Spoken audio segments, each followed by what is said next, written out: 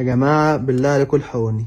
في ايه يا اسطى؟ انت مخطوف ولا ايه؟ طب عرفنا واحنا نيجي نلحقك. أنا النهاردة عند خطيبتي وبقينا الساعة 6 الصبح ومش هتروحني. انت قلت انت عند مين؟ عند خطيبتك؟ يعني اللي انت نايم في حجرها دي دلوقتي، اللي واخداك حضن المطارات دي دلوقتي خطيبتك؟ وأنا كل يوم بتمشي الفجر يا لون، بات النهارده بقى. بيت النهار يا بنت، احنا مخطوبين.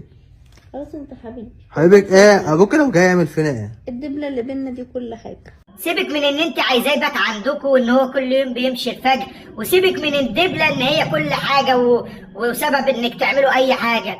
ابوك قاعد فين لغايه دلوقتي؟ مش تطمنوا على الراجل يمكن يكون جراله حاجه بره؟ يا طب ابوك لو جه؟ ابويا لطش. ابوك لارج؟ ده ابوك بالمنظر ده حجم عائلي. ابوك لارج؟ وانا بشتري في سيليب. يا ريته كان سليب يا ريس، على الاقل السليب ليه فايده اهو بيستر.